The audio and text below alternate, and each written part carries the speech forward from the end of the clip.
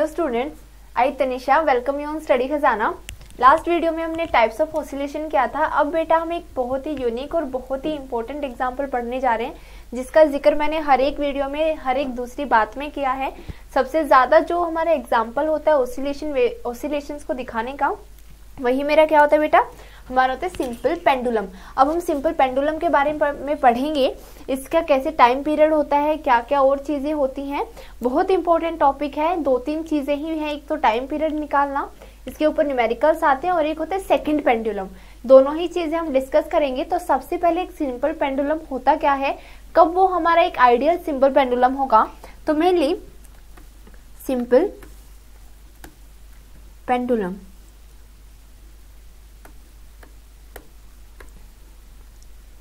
Mainly ideal simple pendulum अगर हम बोला जाता है तो क्या बोला जाता है बेटा, जो हमारा क्या हो, एक वेटलेस, हम क्या लें कि एक वेटलेस कोई भी वायर है, ठीक है, वेटलेस, वो बोल रही हूँ आइडियल है, तो इसलिए अभी मत सोचो, जब मैं पूरी डेफिनेशन बोलूँ तो दिमाग चलाना, अभी मैं जो बता रही हूँ बस वो सुनो।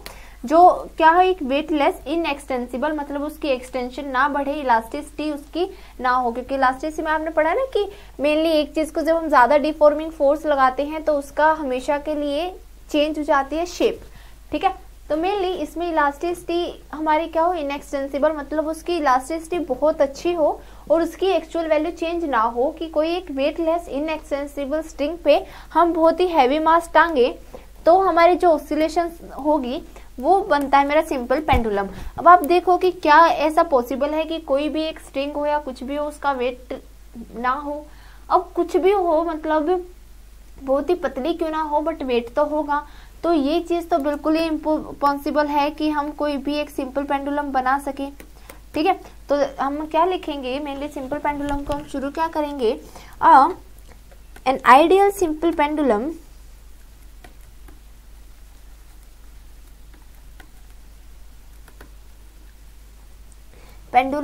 कंसिस्ट ऑफ, क्या क्या कंसिस्ट करता है, consist of heavy point mass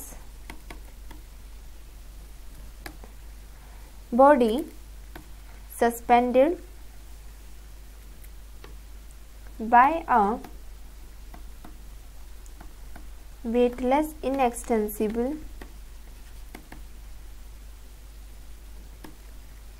and perfectly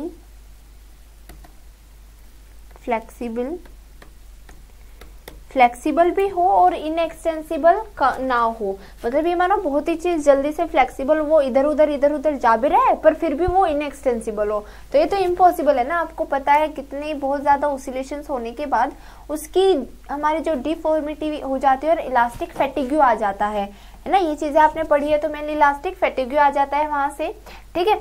तो इसी में बेटा क्या कि मेनली जब परफेक्टली फ्लेक्सिबल हो और क्या हो कि are perfectly flexible string from a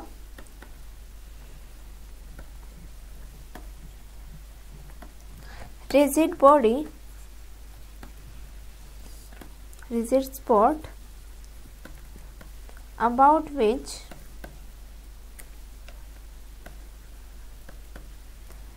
it is free to oscillate। Okay, mainly क्या हो कि ये फ्री हो हमारा ऑसिलेट करने के लिए, ठीक है। तो इसमें मतलब अगर से यही चीज है कि सिंपल पेंडुलम में हमारा इनएक्सटेंसिबल हम वो लेंगे किस स्ट्रिंग से जुड़ी है, और जो मास होगा उसे हम पॉइंट मास बॉडी लेंगे, ठीक है। और तब हमारा जो पेंडुलम बनेगा वो हमारा क्या बनेगा, हमारा एक आइडियल पेंडुलम बनेगा, ठीक है। तो इसी के लिए हम एक्सप्रेशन निकालने के लिए सबसे पहले जैसे हमने लिया, एक कंसीडर कर लीजिए एक स्ट्रिंग, ठीक है। जैसे हमने कोई भी ऐसे लिया स्ट्रिंग है, ये मेन पोजीशन होती है, यहाँ पे आपको पता है एक्सट्रीम पोजीशन दोनों तरफ, ठीक है।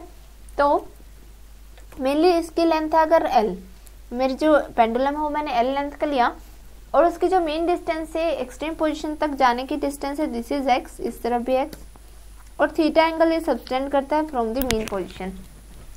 मेनली मुझे क्या निकालना है, मुझे यहाँ पे निकालना है मेरे टाइम पीरियड की वैल्यू। तो मैं सबसे पहले क्या करूंगी, जैसे इस वाले का लो, यहाँ पे मेरा एक फोर्स है, रिस्टोरिंग फोर्स मेरा इस डायरेक्शन में लग रहा है, ये मेरा वेट mg लग रहा है, इस तरफ मेरी टेंशन लगेगी स्ट्रिंग पे, इस तरफ भी, ठीक है। ये मेरा फोर्स लगेगा mg, वो आपको पता है हमेशा डाउनवर्ड होता है। तो दो कंपोनेंट में टूट जाएगा, ये सीधा जाएगा दिस, तो आपको पता है ये एंगल क्या होगा, थीटा, तो ये क्या हो जाएगा mg cos थीटा, और इस तरफ जो लगेगा that is mg sin theta. अब सिंपल सा देखो, यहाँ पे जो रिस्टोरिंग फोर्स है और mg sin थीटा भी इस तरफ लग रहे हैं, तो रिस्टोरिंग फोर्स की वैल्यू mg sin थीटा, और ये वाला टेंशन मेरा मैनेज होता है mg cos थीटा से, है ना, ये आपने पता है क्योंकि आपने जब पुले वाली प्रॉब्लम करी थी तो ये बड़े अच्छे से आप कर चुके हो, तो सीधा आपको पता है कि कौन सा फोर्स किससे इक्वेट हो जाएगा। तो मेनली यहाँ से देखो जो वेट है हमारे डिफरेंट फोर्सेस एक्ट करेंगे। सबसे पहला फोर्स एक्ट करेगा weight, that is equals to mg, वो भी एक फोर्स ही है ना।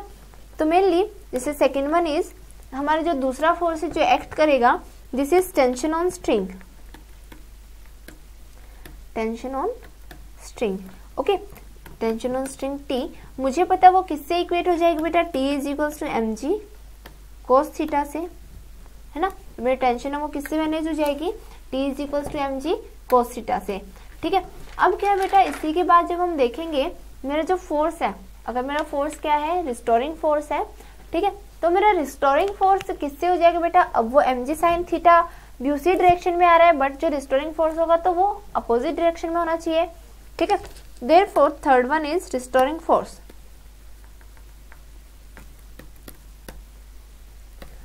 रिस्टोरिंग फोर्स, अब देखो रिस्टोरिंग फोर्स है बेटा, ये किससे होगा, माइनस mg sin थीटा से f, ठीक है, क्योंकि रिस्टोरिंग फोर्स मेरा देखो जैसे इसमें था रिस्टोरिंग फोर्स, ये बॉडी इसी तरफ तो आने की कोशिश करेगी ना, इसी तरफ, और इसी तरफ मेरा mg sin थीटा लग रहा है, बस ये क्या होगा कि माइनस होगा, क्योंकि देखो ये अब इस तरफ लग रहा है ये फोर्स, तो वो उस तरफ, तो हमेशा डायरेक्शन क्या हो जाएगी, नेगेटिव, ठीक है। अब न्यूटन के आपको सेकेंड लॉ से पता है, by the Newton second law,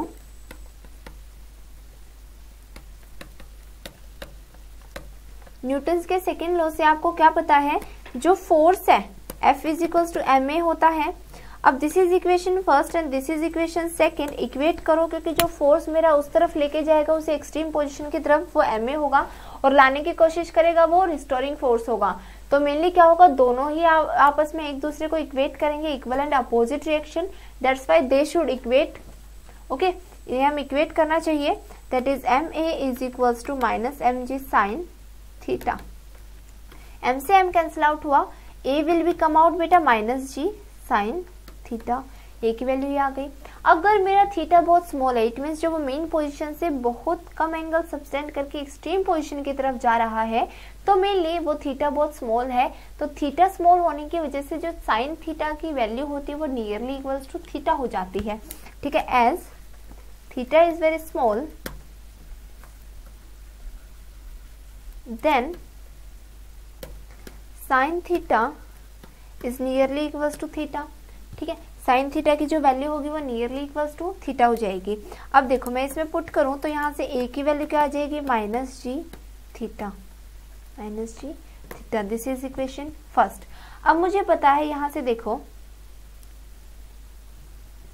ये x है, ये l है, आपको पता है बेटा ये चीजें आपने पढ़ी है, जो एंगल होता है वो क्या होता है, आर्क अपॉन रेडियस। मैंने इसे सर्कल बनाया था, तो आपको पता है जो लेंथ ऑफ द पेंडुलम आती है वो क्या आती है, is equals to radius, L is equals to radius. ये चीजें मैंने लास्ट वीडियो में बताई थी ना आपको, कि जो मेनली इसे अगर मैं सर्कल बनाऊं और पूरी ओरिएंटेशन कराऊं, तो मेनली जो लेंथ ऑफ द पेंडुलम होगी, जो ऐसे ऐसे मूव कर रहा है, इसका अगर मैं पूरा ऐसे सर्कल बना देती हूँ तो length of pendulum will be radius, okay. और एक्स यहाँ पे क्या हो जाएगी, आर्क। तो यहाँ से मेरा थीटा क्या आ जाएगा बेटा, एक्स अपॉन एल, थीटा क्या आ जाएगा, x upon L. Put in equation third, this is the equation third, ठीक है। Put in equation third, because a is equals to minus g theta and theta is equals to x by L, then a will come out minus g x by L.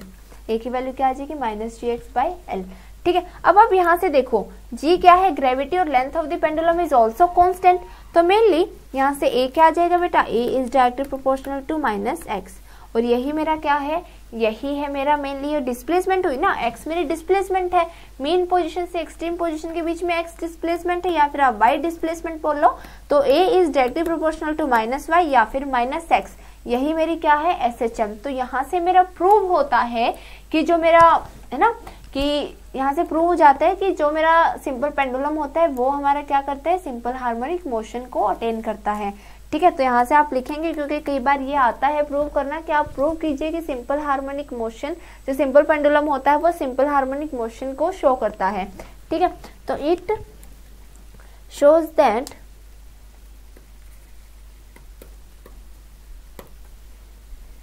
The motion of a simple pendulum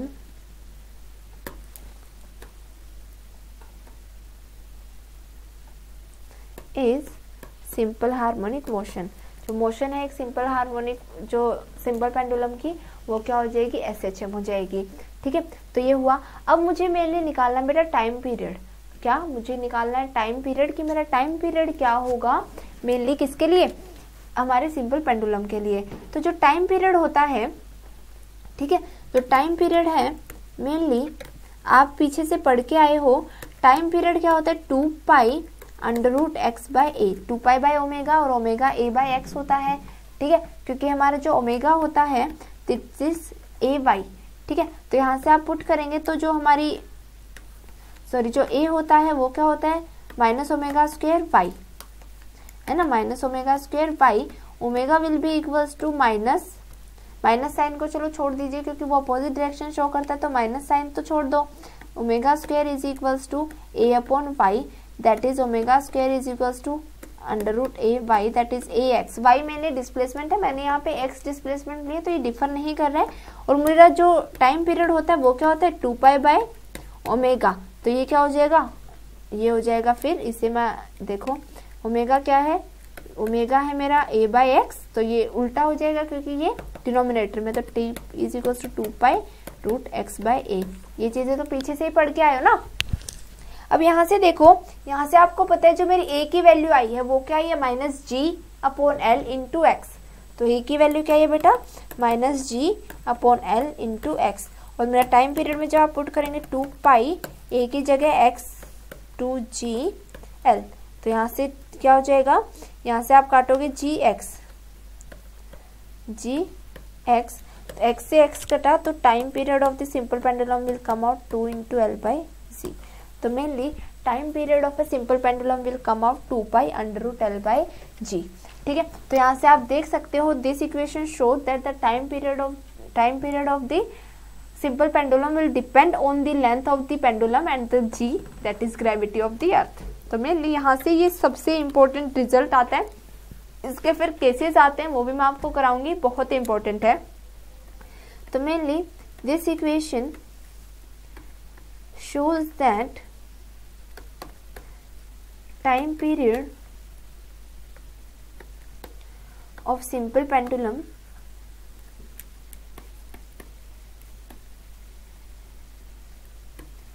is independent on mass of the bob। Mainly mass पे वो depend नहीं करता है कि कितना हमारा मास टंगा हुआ है। ठीक है, इट डिपेंड्स ओनली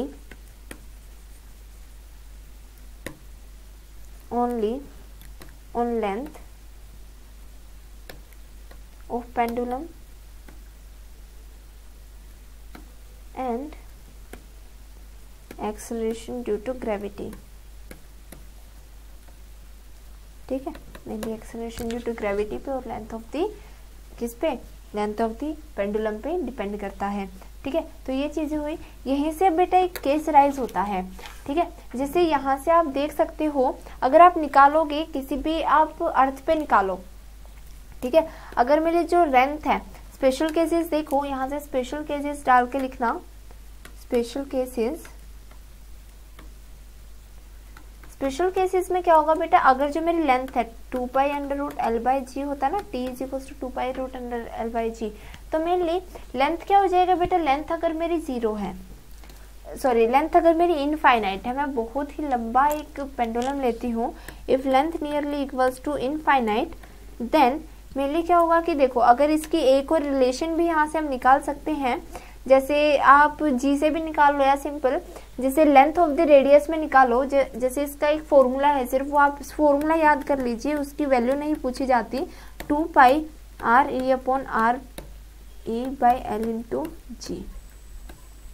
ये मेरा क्या होता है, टाइम पीरियड हम ले लेते हैं किसके लिए, हमारी जब रिलेशन गिवन हो रेडियस ऑफ द अर्थ के साथ, ठीक है, क्योंकि यहाँ से ये थोड़ी सी इंपॉर्टेंट है। अब इसके बेसिस पे अगर मैं समझाती हूँ तो मेरे लिए देखो अगर लेंथ मेरी इनफाइनाइट है तो सीधा t is equals to 2 pi R E by G हो जाएगा। ये वाला केस इतना इम्पोर्टेंट नहीं है, मेन केस इम्पोर्टेंट है हमारा कि जैसे हमें पता है जी की वैल्यू क्या होती है जब हम अर्थ सरफेस पे मैक्सिमम होती है,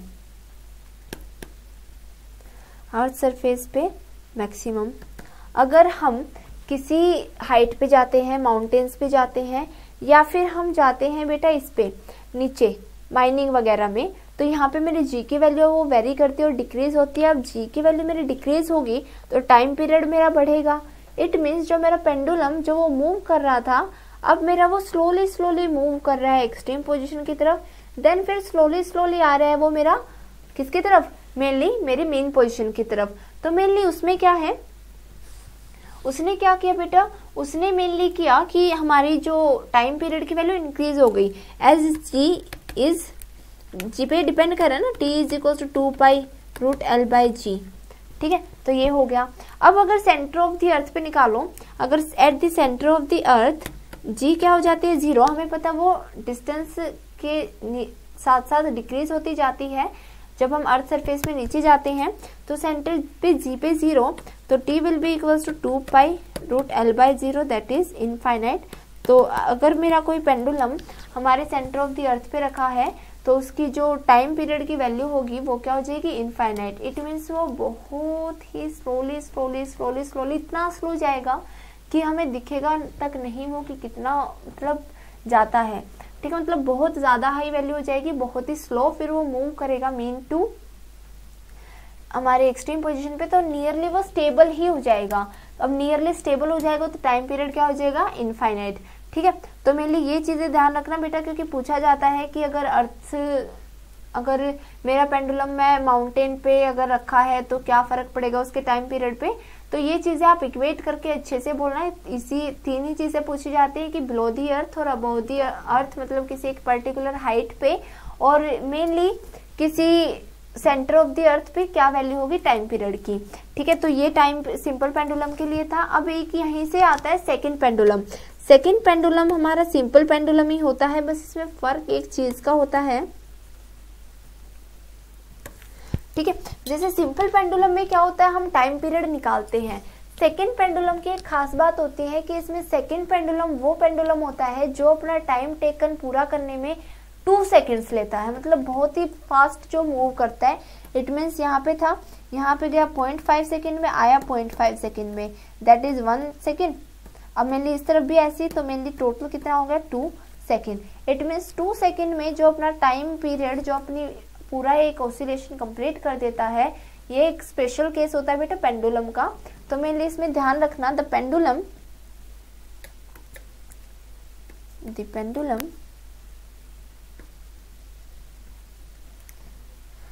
whose time period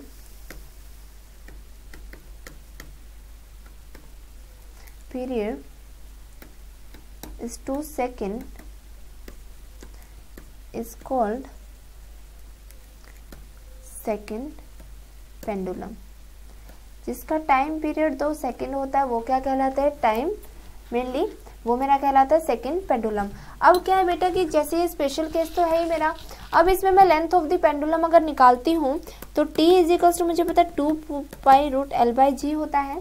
जब अगर आप ये वैल्यू देखते हैं तो मेनली जैसे टाइम की वैल्यू तो 2 सेकेंड ही है, 2 pi into L by G, L upon G की 9.8। तो जब आप इसे करेंगे देन यू विल गेट 2 से तो 2 कटा तो 1 अपॉन पाई मल्टीप्लाई बाय 9.8 और इसका क्या करेंगे स्क्वायर, ठीक है। ये हुआ तो यहाँ से जब आप करेंगे बेटा पाई स्क्वायर हो जाएगा ना, टोटल का square is equals to L. तो 9.8 square multiply by pi square is equals to L. अगर आप इसे कैलकुलेट करेंगे then you will get 99.3 centimetre. ठीक है, 99.3 सेंटीमीटर। इट मीन्स अगर कोई मेरा सेकंड पेंडुलम है तो उसकी लेंथ कितनी आएगी बेटा, उसकी लेंथ आती है 99.3 सेंटीमीटर या फिर नियरली इक्वल्स टू 1 मीटर के। तो मेरे लिए सेकंड पेंडुलम की लेंथ पूछी जाती है, टाइम आपको पता है 2 सेकंड होता है, तो उसकी लेंथ कितनी हो जाएगी 99.3 सेंटीमीटर। तो ये इसका एक स्पेशल केस था। ठीक है, अब मेनली इसी पे सेकंड पेंडुलम पे एक छोटा सा न्यूमेरिकल है क्वेश्चन, जैसे what will be the time period of second pendulum if the length is double. मेरी लेंथ क्या कर दी गई है, डबल। ठीक है, तो जैसे हमारा क्या बेटा t इज इक्वल्स टू क्या होता है 2 pi under root L by G, ये होता है। अब ये क्या होता है मेरा 2 के इक्वल होता है। अब मेरी लेंथ यहाँ से क्या आई थी, यहाँ से तो आई थी मेरी root L by G is equals to 1/पाई, that is L is equals to G square upon pi. ठीक है, अब क्या हो गया, ये तो मेरी एल की वैल्यू है, अब जो मेरी एल डैश की वैल्यू है वो ट्वाइस कर दी गई है। ठीक है, तो ये वैल्यू क्या आ जाएगी बेटा 2 जी स्क्वायर बाय पाई। ठीक है, ये हुआ। अब मैं टाइम पीरियड की वैल्यू निकालनी है, तो टाइम पीरियड की वैल्यू निकालो 2 pi under root L dash की वैल्यू क्या है बेटा, एल डैश की वैल्यू है 2 जी स्क्वायर अपॉन पाई, है ना, ये एल के है ना। तो यहां से आप करोगे, देखो सीधा करो, t is equals to 2 pi under root 2 L by G, ये कर दिया हमें, इसके ट्वाइस कर दिया है। तो मेनली इसे मैं अंडर रूट 2 को बाहर निकालूं, multiply by 2 pi root L by G. ठीक है, ये हुआ। अब मुझे पता है 2 pi root L by G simple pendulum given है, तो इसकी वैल्यू तो 2 सेकेंड होगी। तो जो मेरा न्यू टाइम पीरियड आया टी डैश, उसकी वैल्यू क्या हो जाएगी रूट 2 मल्टीप्लाई बाय 2 सेकेंड, क्योंकि मेरा जो आपको पता है जो एक्चुअल सिंपल पेंडुलम की लेंथ डबल करने के बाद का टाइम पीरियड पूछा गया, पहले का टाइम पीरियड 2 सेकेंड था, तो T dash will come out 2.82 second. तो आप देख सकते हो लेंथ पे इंक्रीमेंट करे, तो ये क्वेश्चन बहुत ज्यादा इंपॉर्टेंट है। सिंपल पेंडुलम के साथ जब भी सेकंड पेंडुलम का कंसेप्ट आएगा, ये न्यूमेरिकल पूछा ही पूछा जाता है। आप किसी भी क्वेश्चन पेपर में उठा के देख लीजिए, इस तरह के मतलब न्यूमेरिकल वैल्यू चेंज हो सकती है, पर इस तरह के बहुत ज्यादा पूछे जाते हैं कि मेनली अगर इंक्रीमेंट गया है इतनी हाइट पे, जी की वैल्यू हमारी किसी कुछ परसेंट से डिक्रीज हो गई है, तो इस तरह के मेनली डिपेंडेंसी आपको पता है, तो आपको इक्वेट करना है सिर्फ और न्यू वैल्यू निकालनी है। ठीक है, तो सिंपल पेंडुलम का कंसेप्ट यहीं खत्म होता है। इसके साथ न्यूमेरिकल्स हम इसकी नेक्स्ट वीडियो में करेंगे, क्योंकि न्यूमेरिकल्स पार्ट इसका इंपॉर्टेंट है। ठीक है, तो इस वीडियो में इतना ही। थैंक यू सो मच, जय हिंद।